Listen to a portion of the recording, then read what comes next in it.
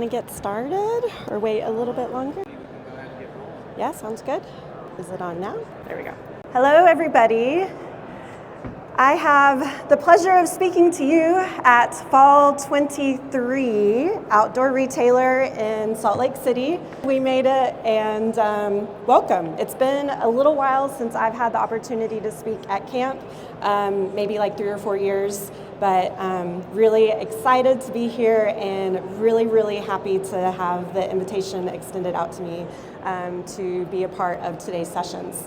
So one of the things that you have signed up for today by coming to my presentation is we are talking about Budgeting 101. So I'm welcoming retailers of all kinds. If you're an outdoor specialty rep, sales reps, agencies, maybe you're a director of sales at your brand, I think this is a lesson that we can all use and all kind of use to, make our supply chain run a little bit easier. So one of the things that I like to do whenever I start is have just like a little show of hands of who's in the audience. And so if you will be ever so gracious and participate, I would appreciate that. So is it your first time to OR? Anybody? Oh wow, there are a lot of new people at OR. Okay. Who's been to trade shows but outside of OR? Who's like an old trade show veteran? Okay. Who is a new shop owner, or you're maybe about to open a shop for the first time? Okay, a couple of folks. Who is an owner-buyer combination? Do you wear both hats of owner and buyer? My last question is, who uses the metric of turn in their business to plan for your business? Okay, perfect. Well, like I said, you have signed up by sitting in these lovely chairs. You've signed up to learn more about pre-season buying versus in-season ASAPs. That's a really hot topic in all of our sales meetings that we're having with brands right now, and how to budget a little bit better than we have in the past. So before I really dig into more details about this session, I want to tell you a little bit more about who I am and why I'm even halfway qualified to talk about this topic. So my name is Carrie Watson, and I'm a founder of an outdoor specialty retail consultancy that's called Outside Looks. And before I started Outside Looks as a retail consultancy, I was a planner at Fossil. So I worked in planning and allocation at the Fossil corporate headquarters, and that's kind of where I got my start in planning and allocation. So don't let the blonde hair fool you. I can whip around Excel pretty easily. I love statistics. I loved my business analytics classes when I went to Texas A&M University. But yeah, so that's a little bit about my background. Dallas was not home, so eventually I went back down to Austin, where I started working for a specialty retailer at that point in time that had 10 locations throughout the South Central area, and found a new love outside of corporate retail, found a new love in specialty retail and working for a small company and being able to wear more hats in that capacity. So Outside Looks, this is my consultancy that I started back in 2016, so we've been around for about 7 years. Because of the rich background and experiences that myself and my team have in buying, we help specialty retailers by helping you guys fine-tune operations of buying just a little bit. So that goes everywhere from using elastic to getting the most out of your point of sale. And a lot of times the conversations are also rooted in budgeting and pre-seasoning and ASAPing. So we're here to talk about budgeting and also open to buy and what is open to buy and why is it such a buzzword around in the industry. Every single month at the beginning of the month, I try really hard on my LinkedIn, I'm Carrie Watson on LinkedIn, to do a little bit of a recap of what my agency, what our retailers are doing. We help 35 specialty outdoor retailers that really just go from like fly fishing, overnight, outdoor, backpacking and camping. We have a couple of maybe more lifestyle folks. I try really hard to do a monthly recap, and so this is just a screenshot from what we did in September. But in September, my retailers are down almost 2%. In October, my retailer base was down almost 9%. And so I share that I'm not exactly proud that sales are down, right? But in 2022, life was a little crazy. And also, I think we can sleep a little bit better at night knowing what people other people in our realms are like. Calling all retailers, another thing that we do at Outside Looks is we donate a consulting package to people every single year. So we do an interview process. And if you want to sign up for the interview process, the application is only like 10 minutes. During Q1, we interview people, and it's all outdoor specialty retailers that we interview because we donate consulting services for basically the rest of 2024. And it goes to one specialty retailer that we feel like is really coachable. We feel like we'll see good results from taking some advice. Maybe you're a new shop owner. This is a great way to test try consulting for the first time. So some of the things that we do are sales forecasts, preseason budgets, ASAP guidance, buying plans, inventory goals, and a lot of people, this is the 4th year that we've done it, people see improved turns and improved profitability in their business too. So outsidelooks.com/makeover, super duper easy, and I welcome you to apply because it's free and easy, and you'll get to meet my team, Ryan and Claren, that help me, and they're doing the interviews and getting to know the specialty retailers, and they'll select them too. Here's the QR code if you would like to take a picture of it. One really random thing I learned is if you take a picture, you can still go back to the picture and click on the QR code later on. So that's kind of a cute little thing that I encourage you to do. If you can't stay for the whole presentation, or if you just want my deck, I legitimately have all of my speaker notes inside of the deck too. There's a few retail math formulas that might be helpful to you inside the deck. So I actually have my out of office email linked. So like when you email me at Carrie@outsidelooks.com, if you just send me a really simple message, it'll reply back with a link to the presentation. So it's all kind of baked in. So we'd love for you to do that. Okay, so enough about me. Let's talk about definitions so we can all kind of talk about the same language and kind of have a certain starting point in budgeting. So first and foremost, I think the most important definition is inventory. And inventory to me is the stuff that's on your shelves that you can sell for a profit. You have hopefully 100% committed to your brands, and you have brought in that merchandise willingly. Sometimes there's a few little misships that can happen. But anyway, so that's inventory. We track at retail, and it's obviously the amount of merchandise that we have invested in our store that we hope is returning an investment of what we've paid on it with invoices. Sales happen at full retail. This is the cash that we get back from our shopping customers. Sales to me is net of discounts. Your merchandise is worth a certain amount of money, and that turns into a sale. Budget is the amount of money that I am organizing and strategically figuring out that I want to spend. So it is a pre-thought amount of money that I'm going to spend during a certain amount of time. So to me, that is a budget. You're giving a little bit of thought behind it. And then your budget ultimately turns into purchase orders. This is where things start to get a little bit interesting. So the first type of purchase order is a pre-season order. So this is something that we're committing to 3 months to maybe even 12 months in advance. There's a few ASAP brands in here, but a lot of footwear, a lot of apparel brands, we have to give them forecasts. We have to commit to merchandise that we want to buy from them in the future so that they can submit better factory POs and better forecasts overseas where they manufacture all of this. So that's one type of purchase order. So there's a lot of buyers in the room that are here today committing to things that won't ship until at least August 1st of 2024. So that's a really long time. I love ASAP or at once or ATS orders, right? This is what is available to sell right now. So while we have a preseason budget or a preseason order that is kind of the bulk of what we do, the second type of purchase order is an ASAP or an at once. So this is really where you're filling in the fringe of what your assortment might need. If you have budget to spend right now, then you're probably looking for stuff to put on your shelves for Christmas, right? Something new, kind of interesting, a little bit different. When you have those purchase orders, they convert into receipts, and then receipts turn into inventory, and the cycle just continues feverishly for the next season, on and on.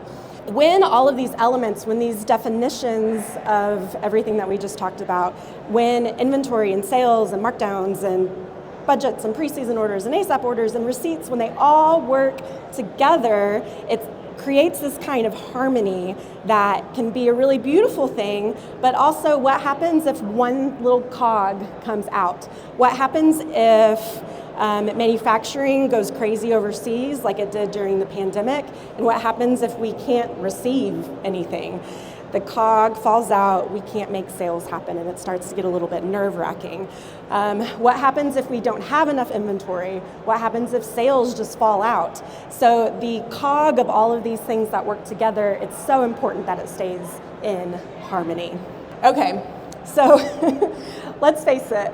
I am here to talk about a really dry subject about forecasting and sales and budgets, and it definitely seems like TPS reports and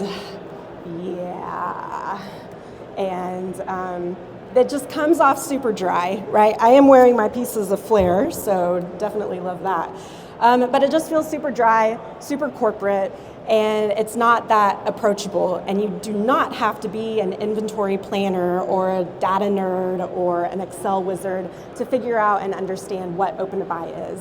As buyers, a lot of times, and as owners, a lot of times, we have entrepreneurial spirits, we have marketing spirits, we love sales and people and pretty things, and our brains do not really naturally work in this mathematic way. And so I'm here to break down what open to buy and budgeting is in terms of, so screw this stuff, right? We don't want any of that. But I want you to imagine inventory on a timeline and how it changes from the beginning of the month or the beginning of the season to the end of the month.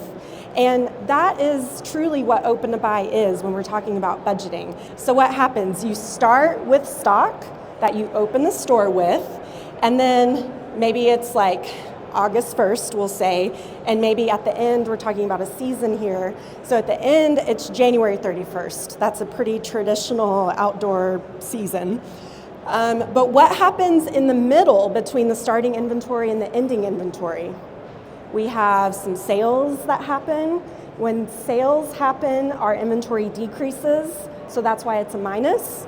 When we buy things, when we get those preseason orders in the door, when we place those ASAP orders, right, all of those purchase orders get converted into receipts, and it increases our inventory. And so this is open to buy, truly. But what gets a little bit convoluted is when we start to add some goals to it, which I'll talk about here in a second. So I don't know if this is going to play. No, but I have a nice little YouTube, TikTok, Instagram presence, and I put little permanent marker theory is what I call it on it.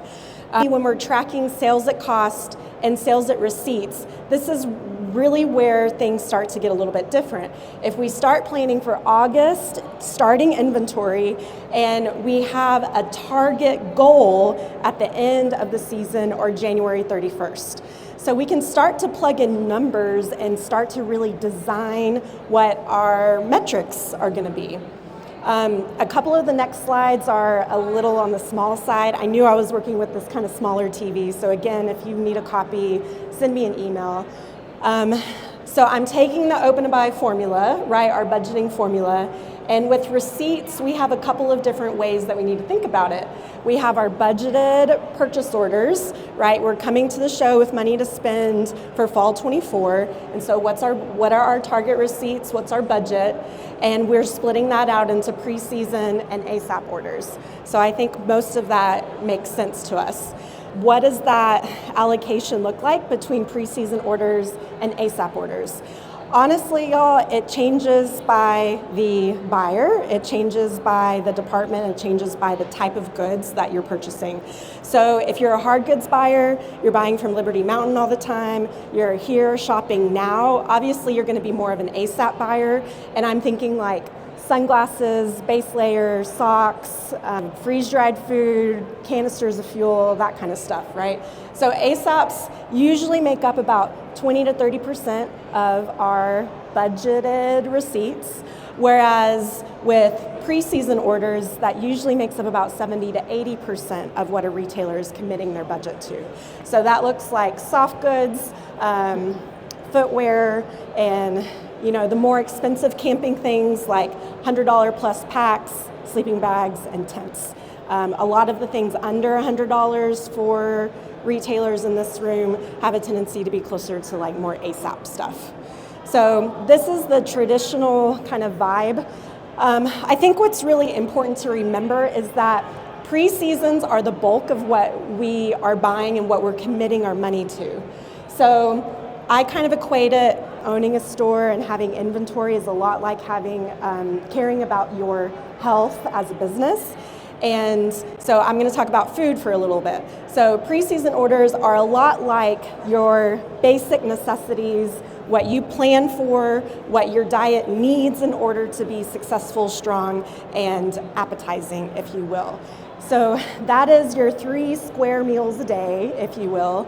And then ASAPs are a little bit more like snacks. Like you need a little bit of a power boost in order for your sales to happen. There's some holes in the inventory, maybe you're hungry a little bit. And so snacks are really designed to get you through the spot where you need to get to next. Now, when pre-season orders and ASAP orders are working together and we have healthy exercising that's happening, or I equate exercise to sales and I equate calories and diet and food to receiving inventory. So when these things are in balance, we're happy, we're healthy, we're attracting friends, we're attracting shoppers with us, and overall it's a really nice vibe. Now what happens when we're a little bit gluttonous, when we eat too much at once, then we start to kind of look like this. And we're kind of by ourselves, we're not really attractive, we're not attracting people to us. All we want to do is sleep and be on the couch and just kind of have a lethargic, gluttonous type of attitude. Do you want your store to feel like this, or do you want your store to feel like this? And that is one of the easier ways that I can kind of equate how budgeting can impact your store. I need to shift gears just a little bit. And I need to address an important flaw that is inside of this room with most traditional retailers. And for you new retailers, do not start bad habits today. I'm here to help you prevent any bad habits. I'm going to speak to the majority of retailers that have been in business for, you're totally going to remain anonymous. When you talk to the normal retailer in the room, they buy to sales. When you buy to sales for 5 to 10 years, you only buy to sales. This is my bias. When you buy to sales, you only care about margin and sales. That's all you care about.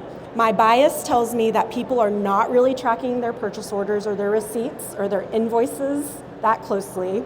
My bias tells me that they have old, crusty inventory, or they have a permanent sales section, maybe tucked away in the back of the store, a permanent sale location. My bias tells me that their P&L says that they're profitable because they have a great profit margin, but their cash flow, their bank account does not show that profit.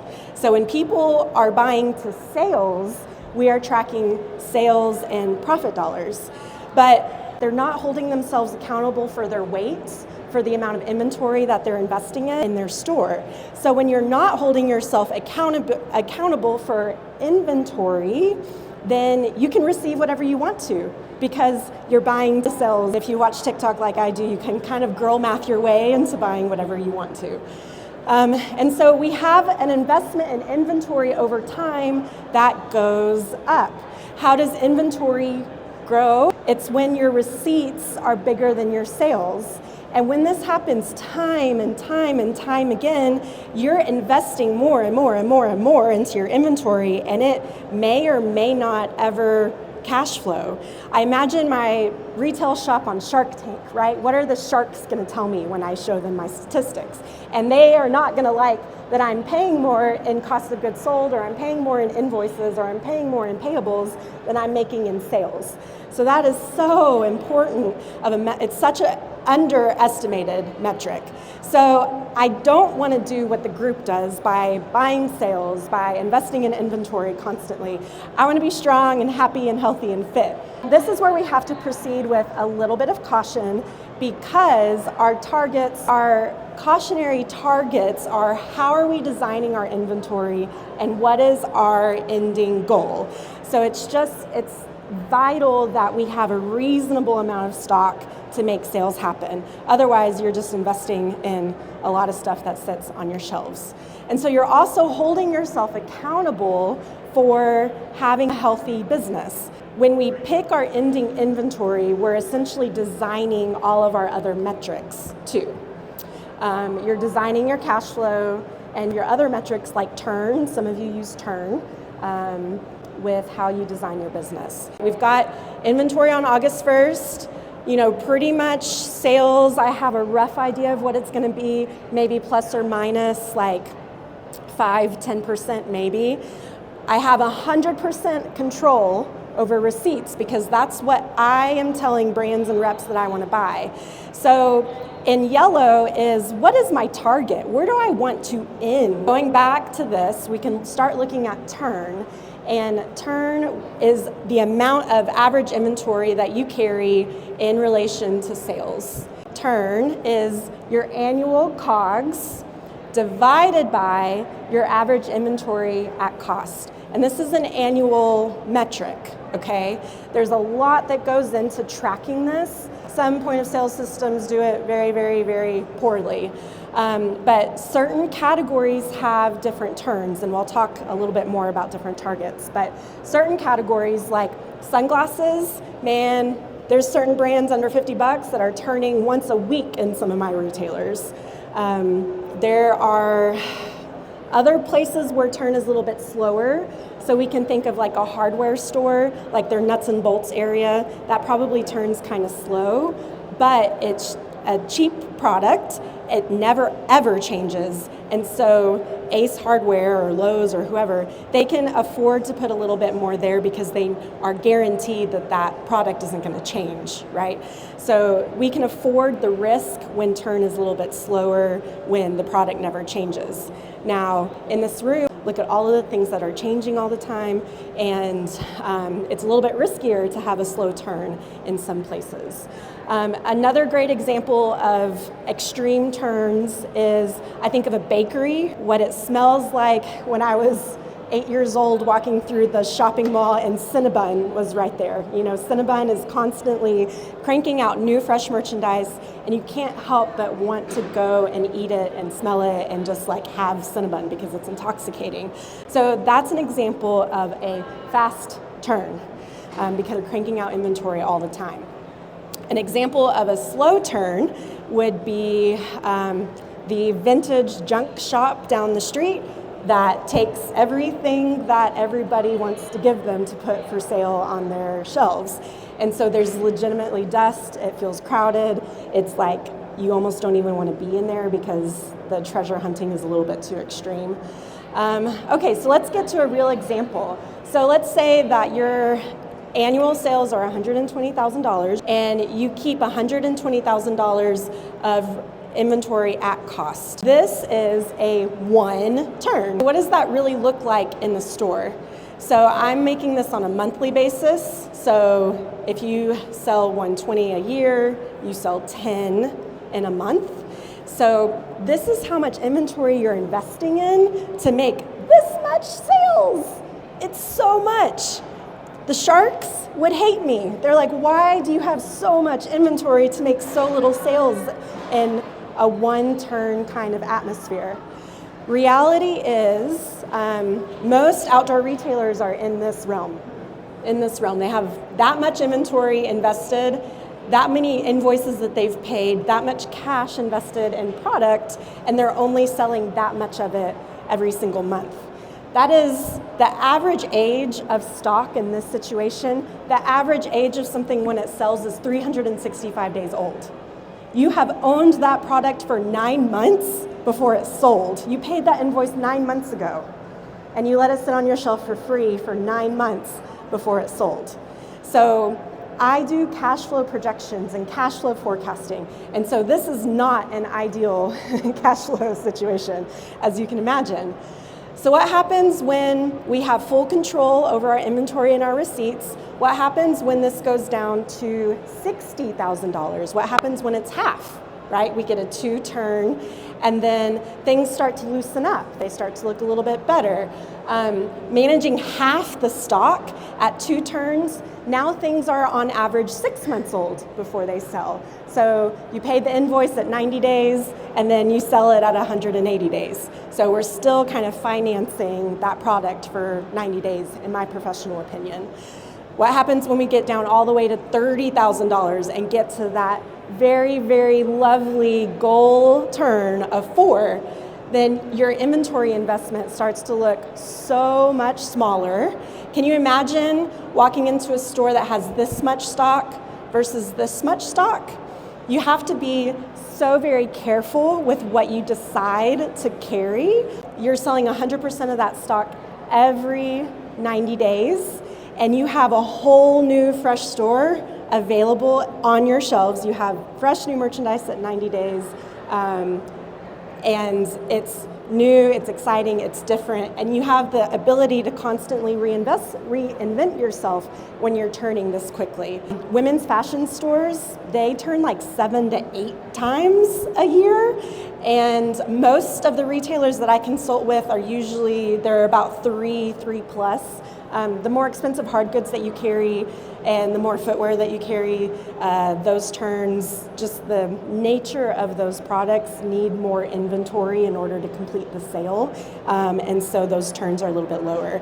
But when we're looking at apparel, especially gifts, anything seasonal, then those types of stores always should have faster turn.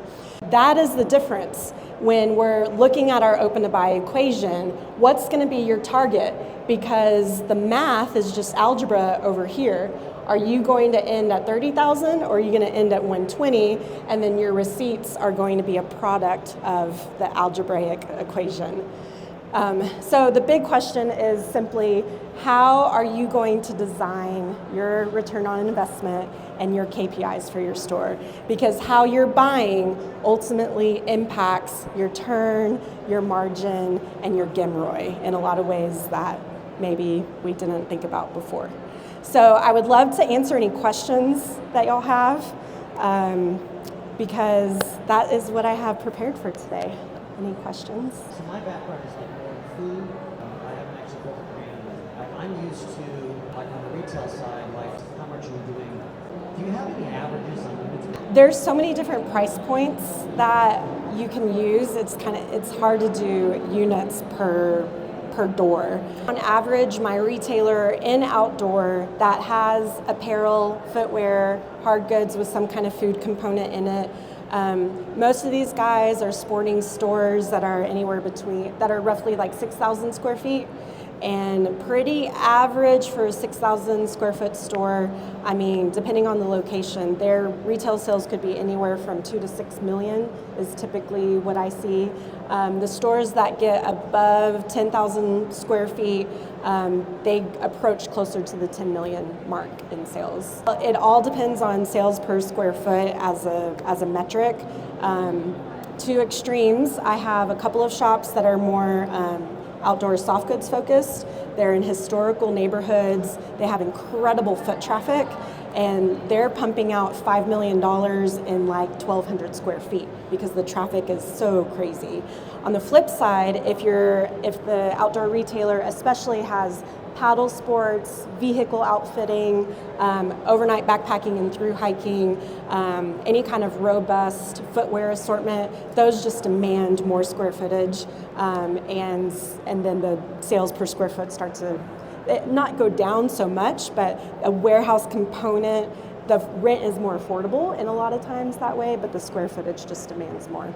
So, any other questions? I mean, I can appreciate the need for terms, but the key to that, Yeah. as far as what our availability, thoughts on. There's not a perfect solution to that question. What gives me a lot of faith is that we lean into that idea a little bit extra of, What happens if I can't get it? I need to pre-season it. I got to make sure that I have it. But man, during COVID, did you try some new brands that you never tried before? Did you buy some new tints that you never bought before? You just stayed with your current brand assortment. You buck the trend from my experience. So a lot of my retailers that have, especially like tents and sleeping bags and fleeces and those technical hard goods when everybody wanted to go outside and camp during COVID, man, we had to scramble to find new solutions for tents, for sleeping bags. I totally agree with you. Like if it's a core evergreen item and you have that customer coming back and they're depending on you to have that item, go heavy on it, pre-season it, take that risk on that product. But that is the exception to me and not the full rule, because the snacks, you have to have fresh snacks, and who wants to go to your store when it is the same merchandise that it was when they visited 3 months ago? This sounds really silly, but I tell a lot of my retailers my Target experience. So as I think their basic like perfect Target customer at Target, I am excited to go to Target. I love going through that new or the entry spots that they have. But guess what? There's always interesting new different products there. And so I always give it, 5 minutes of my time. But if I go to Target maybe 2 or 3 weeks later and it's the same stuff, I'm like, that kind of stinks. I wanted to see something new and different and interesting. And so I like to use that as a guidance of how you decide on your assortment. And it's okay to bring in new SKUs and new colors or what has been working for you. We took that as an experiment with the pre-season order, and let's go find more in ASAPs. But if the brand is out of it, it's kind of like, man, it's a bummer, but guess what? You sold all of it and you cashed out on it. So can we find something else that's kind of similar and have the same success with? Any other questions? All right. Well, please decide if you want a copy of today's slides. I've told you 14,000 times where you can get them.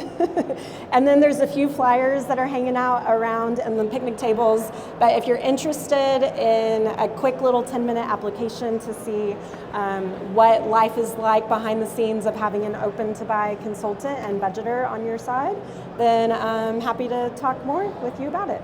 So thank you, everyone. There you go. Short and sweet. Thank you. Do y'all need anything?